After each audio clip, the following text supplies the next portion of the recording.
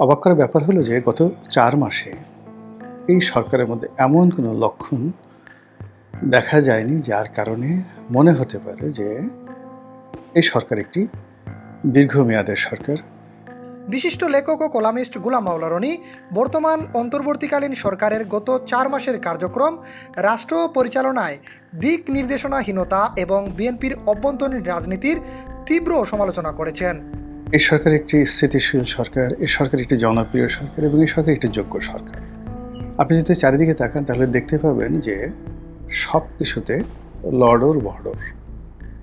আচ্ছা, লড়র বড়র শব্দটা কি? এটা চট্টগ্রামের একটা আঞ্চলিক ভাষা সম্ভবত। এর কারণ হলো এই শব্দটি আমি বা আপনারা বা আমরা সবাই শুনেছি সর্বপ্রথম ডক্টর মোহাম্মদ ইউনূসের মুখ থেকে। তো সেই দিক থেকে প্রতিটি কাজেরই একটা সীমা আছে, নিয়ম আছে। এই সরকার এই গত ৪ মাসে যা কিছু করেছেন তার মধ্যে উল্লেখযোগ্য যদি আপনি দেখেন দৃশ্যমান যেগুলো নিয়ে আলাপ আলোচনা হচ্ছে। তারেক রহমান সাহেব সিলেটে গেলেন, সবাই থেকে দুলাভাই ডাকলো।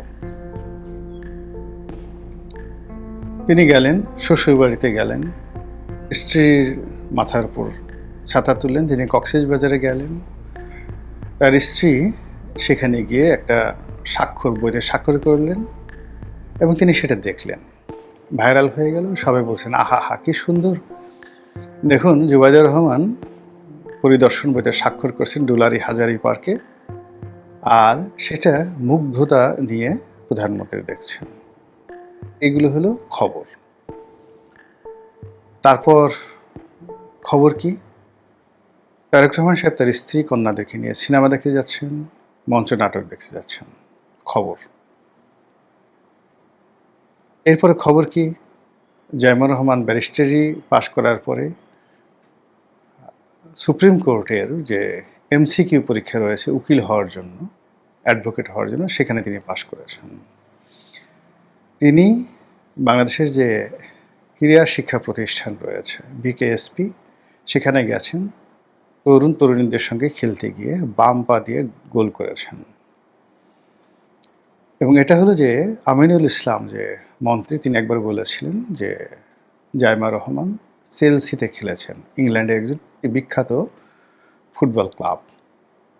তখন লোকজন ঠাট্টা এবং মস্কারা করেছে। এটা প্রমাণ করার জন্য সরকারের প্রত্যেকটা ব্যক্তি যে তিনি যে আসলে ফুটবল খেলতে পারেন এটা প্রমাণ করার জন্য তাকে বিকেএসপিতে নিয়ে যাওয়া হয়েছে এবং সেটাকে ভাইরাল করা হয়েছে। এই রকম কাজ এবং কর্ম ছাড়া আপনি দেখান তো যে is there any big deal?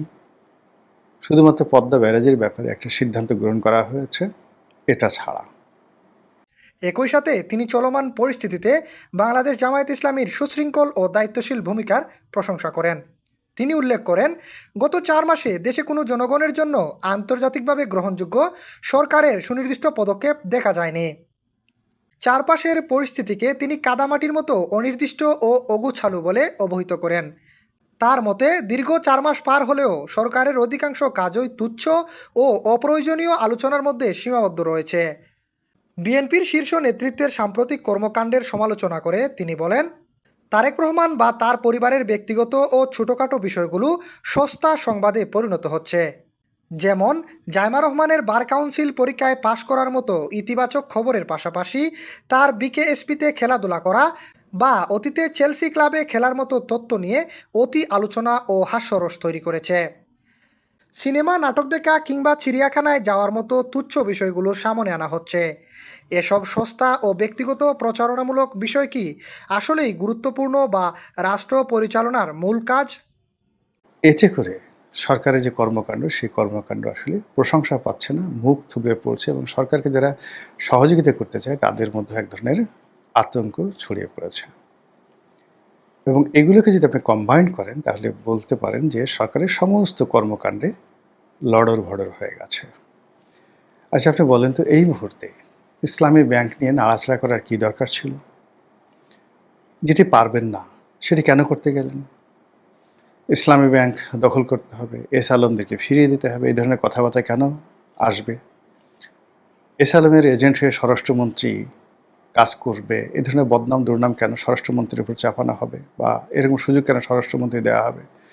পার্লামেন্টে যে বসে প্রকাশ্যে যখন বলছে বিরোধী দলের লোক যদি এস আলমের গাড়িতে করে স্বরাষ্ট্রমন্ত্রী ঘুরে বেড়ান, তখন স্বরাষ্ট্রমন্ত্রী বলেন যে আমার 4টে গাড়ি ছিল। আরে বাবা, আপনার 4টে গাড়ি হলেও কি করে বলেন তো?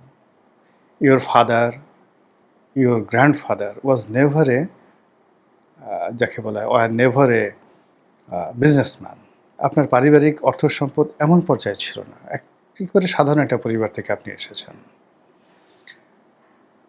তো সেক্ষেত্রে এই সাধারণ থেকে অসাধারণ হতে হলে আপনাকে একটা বিজনেস, যাকে বলা হয়, সময় থাকতে হবে। সেই সময়টা কখন পেলেন আপনি বলেন তো?